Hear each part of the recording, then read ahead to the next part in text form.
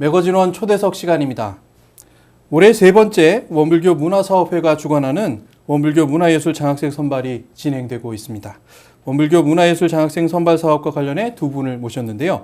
원불교 문화사업회 박양서 회장님 그리고 원불교 교정원 문화사회부 정명성 교무님을 모셨습니다.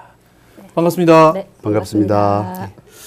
오늘 공부하는 사람들에게 힘이 되는 장학생 선발 사업과 관련된 부분을 좀 여쭤보겠습니다. 우선 원불교 문화사업회는 어떤 뜻으로 설립됐고 또 어떤 일을 하는 단체인지가 먼저 궁금한데요. 설명을 정명성 교무님께서 먼저 해주실까요? 원불교 문화사업회는 원기 68년에 창립해서 음악, 미술, 또한 문학, 다양한 원불교 문화예술 활동을 하는데 지원을 하는 이런 사업회입니다. 특히 올해 제29회 전국 원음 합창제를 비롯해서 법등축제, 또 인사동에서 곧 실시되는 원불교 문화예술 축제, 또 소치산 문학상, 청소년 문학상 등 다양한 원불교 문화예술이 진행되는 이러한 곳에 후원을 해주는 이런 사업회라고 할 수 있겠습니다.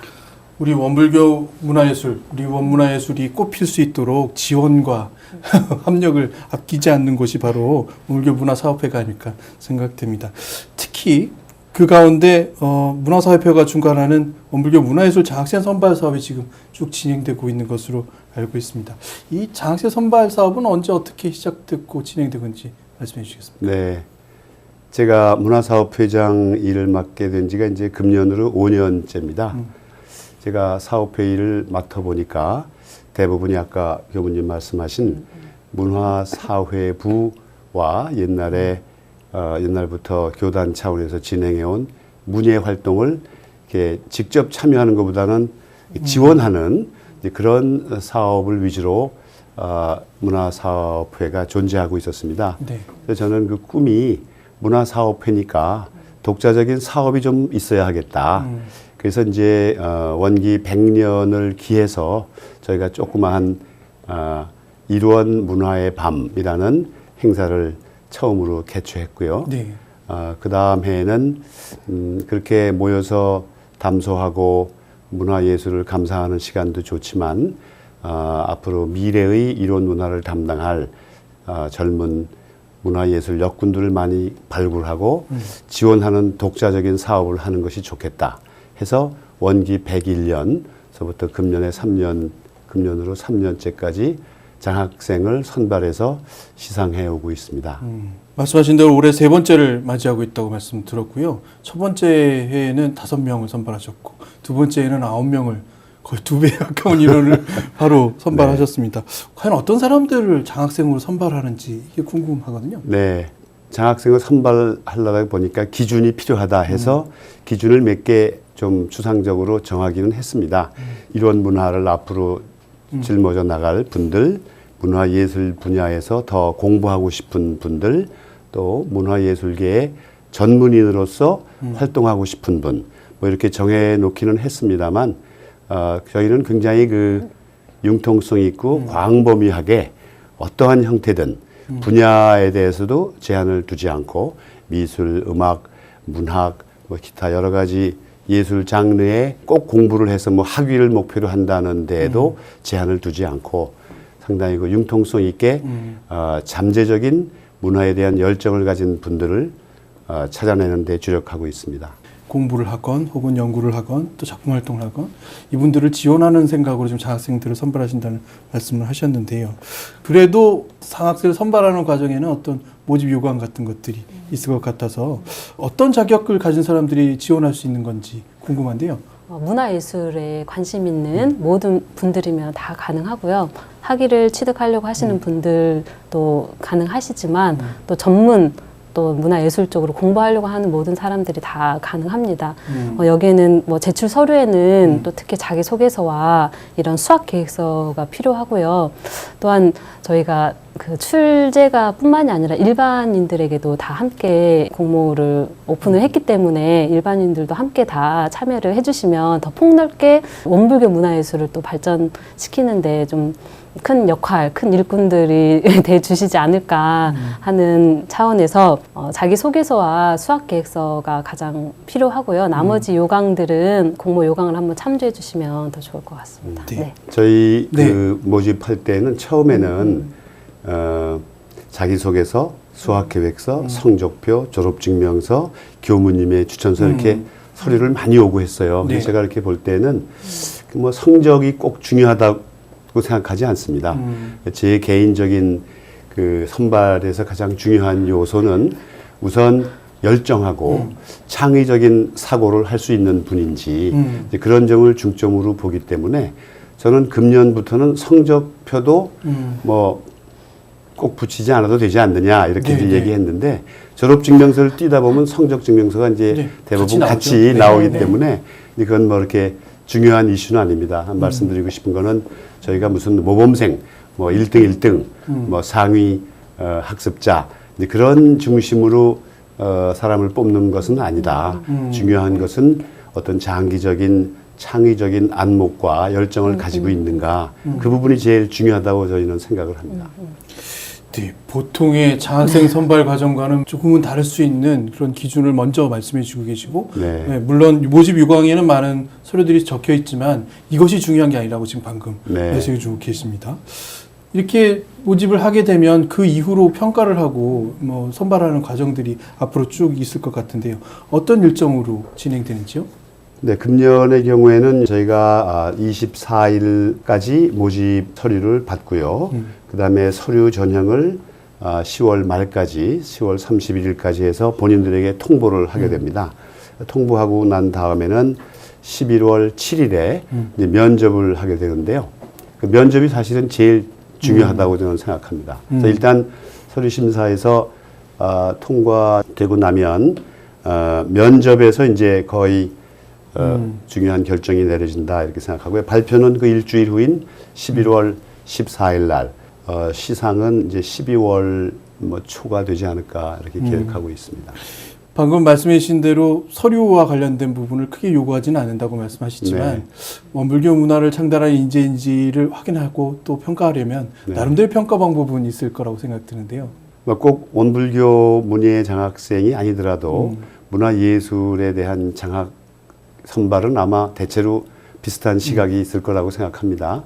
저희는 그 자기소개서를 한번 보고 그리고 자기의 앞으로 뭐를 어떤 식으로 자기의 커리어를 개발하겠다 하는 수학계획서를 보고 그리고 나서 면접을 해보면 그분이 과연 어느 정도의 열정을 가지고 또 어느 정도의 장기적인 그 창의적인 시각을 가지고 예술인으로서의 생활을 할 수 있을지 판단할 수 있다고 생각을 합니다.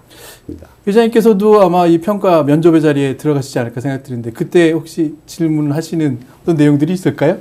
특별히 여쭙고 싶은 말씀이 네, 뭐 제가 주도하는 건 아닙니다. 저희 면접은 제1회 장학생 때에는 몇몇 그 원불교회 문예 쪽에 활동을 오래 하신 선배님들도 모시고 해서 5명의 심사위원이 면접을 했고요.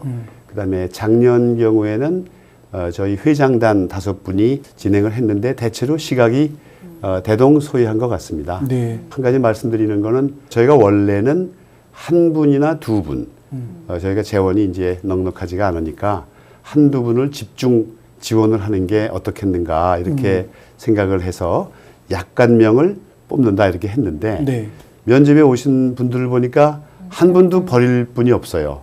그래서 돈을 개별 수상자에게 가는 돈을 조금씩 줄여가지고 5분을 다 뽑았습니다.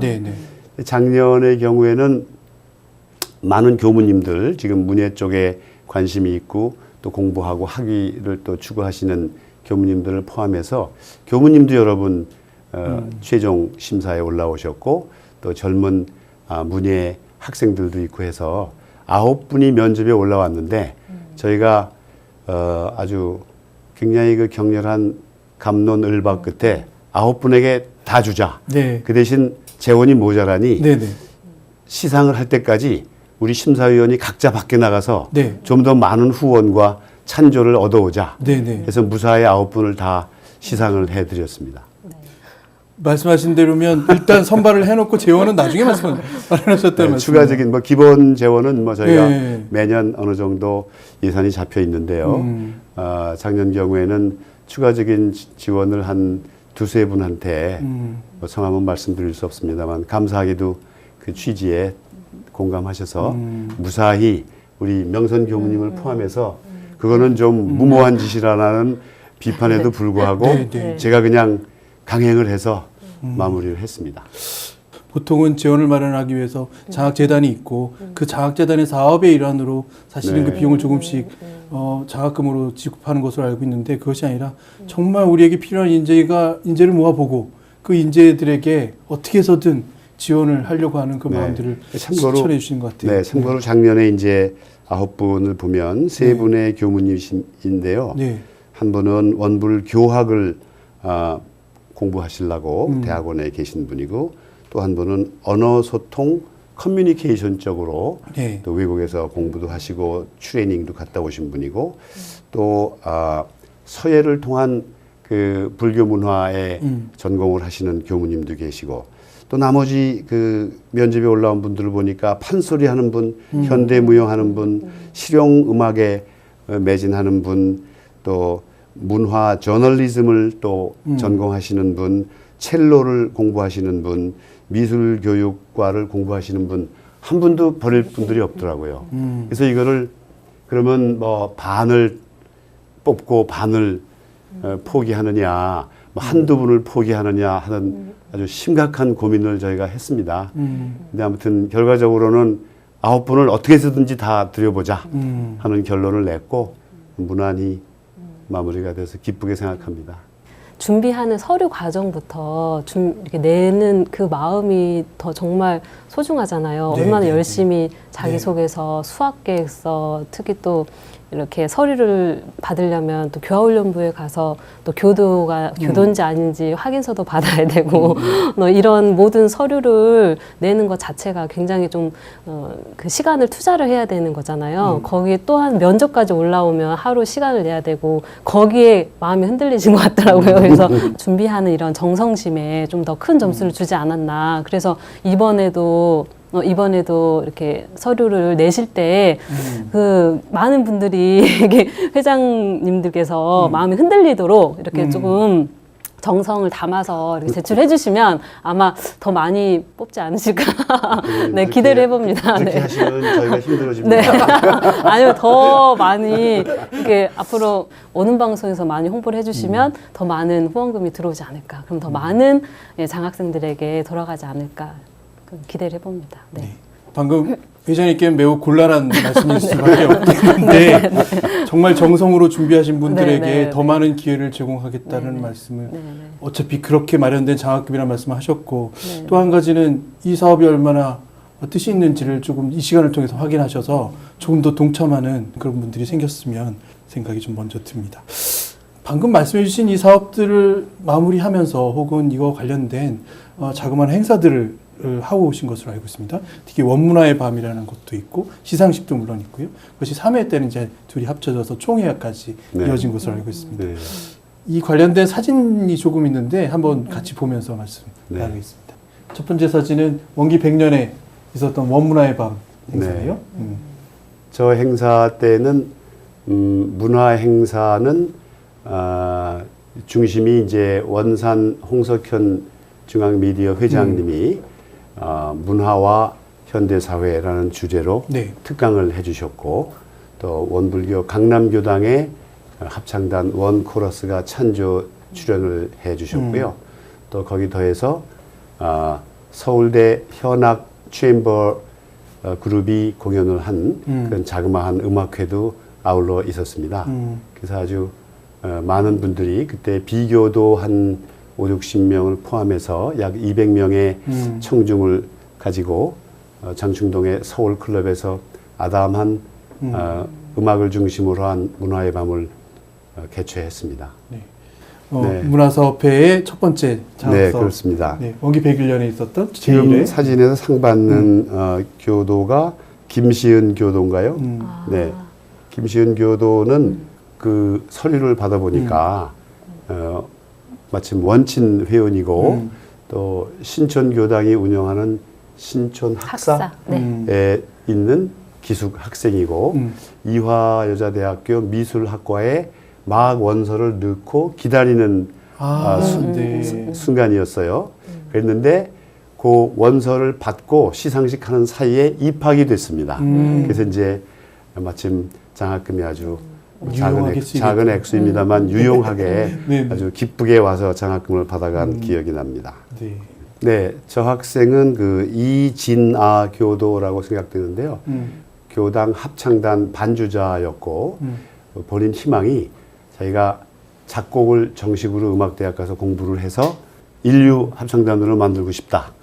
우리 원음 합창단을 정말 네. 창대하게 만들어 보겠다는 그 네. 말씀에 본인의 그 선발을 희망은 지휘를 전공하고 싶대요. 저희 그 원불교 음악계에 많이 필요한 인재라고 생각합니다. 네. 그 다음은 김기현 도무님. 네, 네. 다 아시는 연극 이벤트 그 관련해서 지난번에 그 어찌할꼬 공연에도 아주 네. 그 중요한 네. 역을 하셨던 김교무님이십니다. 네. 강세인 세인. 교도인데요. 이분도 그 미술 전공, 홍익대학교 미대 진학을 꿈꾸는 그런 교도였습니다. 네. 송재도 교무님은 논문을 쓰고 계신 원불교 문학 전공을 하고 계신 분으로 알고 있습니다. 아마 시상식 자리에서 네. 말씀하시는 첫 해라서 관계이고요. 네. 네. 저희 문화사회부 네. 교정원장실에서 진행했었습니다. 그래서 전체 기념사진도 네, 찍으셨는데 네.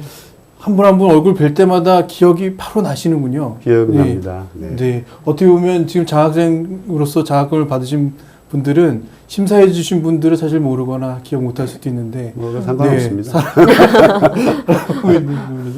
지난해 네. 있었던 문화예술 장학생 시상식과 문화사업회 총회. 네, 저게 이제 행사 팜플렛이고요. 저기 9분이 이제 수상하신 분들입니다. 판소리 찬조 공연도 있었던 것으로 기억합니다. 네, 그때 오셨었죠, 네. 비디님? 네. 특별히 우리 원불교 이야기를 판소리로 만들어서 이 자리에서 공유했던 기억도 나고요. 네. 그렇습니다. 네. 네. 점점 인원이 늘어나는 듯한 아, 듭니다. 이렇게 사진을 한번 살펴봤는데요. 원불교 문화사업회에 대한 궁금증이 좀 더해지는데요. 원불교 문화사업회는 어떻게 운영되는지 궁금합니다. 기본적으로 이제 회원제로 운영을 하고 있습니다. 이제 회원이 현재 한 한두 분이신데 그 중에 재가교도가 한 30분 그리고 교무님들이 한 20여 분입니다.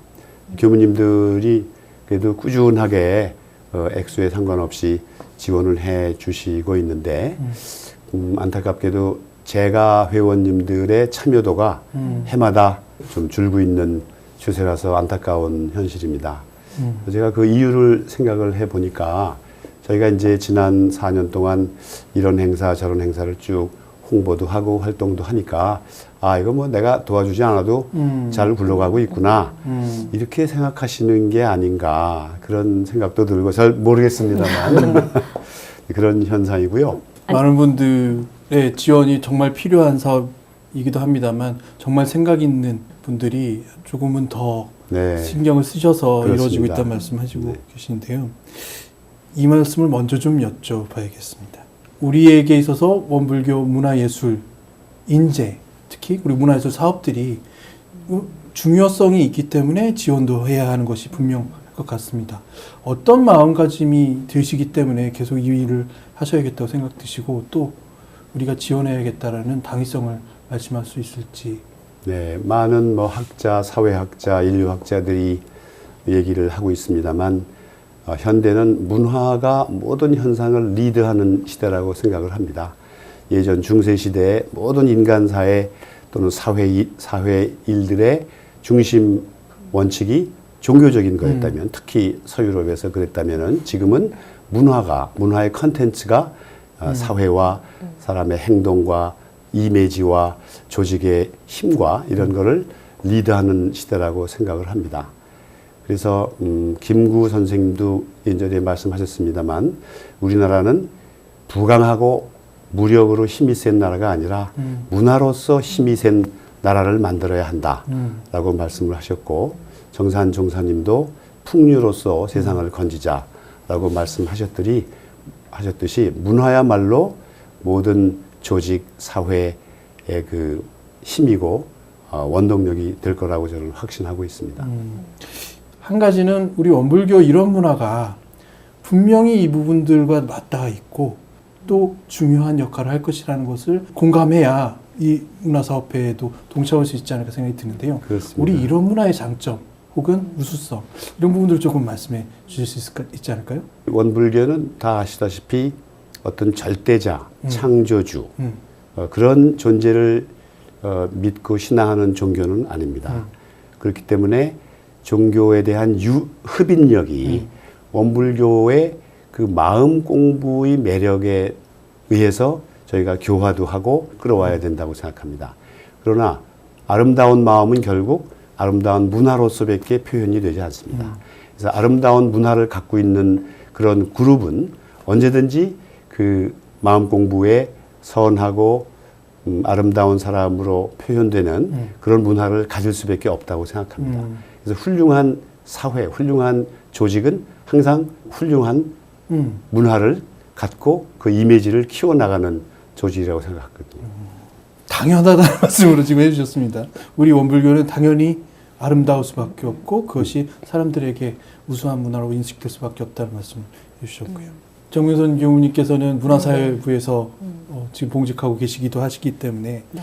특별히 우리 문화인재들의 이런 모습들이 필요할 것 같다라는 말씀도 해주실 것 같아요. 이런 특히 올해 장학사업도 중에서 이런 사람들이 조금 더 도전해봤으면 좋겠다라는 생각도 있을 것 같아요. 이런 행사를 진행하다 보면 청년들이 좀 원불교를 좀 감추려고 하는 그런 부분들이 좀 많은 것 같더라고요. 문화예술 행사를 진행할 때 이런 소리를 자신의 소리를 낼 수 있는 이런 청년들이 함께 많이 함께 참여를 해서 디자인부터 축제 기획까지 함께 할 수 있는 이런 인재들과 같이 저는 저희 문화사회부 같은 경우는 함께 일을 하고 싶거든요. 그런 친구들과 함께 회의도 하고 그러면 사실 더 많은 창의적인 아이디어들이 굉장히 많을 거라고 생각을 하는데 계속 숨으시니까 인재들을 찾을 수가 없어요. 그래서 마침 다행히 문화사업회에서도 문화예술 인재 발굴을 함께 겸해 주시고 이번 기회에 그런 축제 기획을 또 같이 해보고 싶은 분들이라든지 또 디자인 쪽 부분 너무 죄송한 말씀이지만 청년 교도들과 디자인을 함께 하는 게 아니라 기획 회의를 하는 게 아니라 일반인들과 함께 하고 있거든요. 그건 저희들로서도 굉장히 조금 자존심이 상하는 거고 너무 좀 안타까운 부분도 많이 있거든요.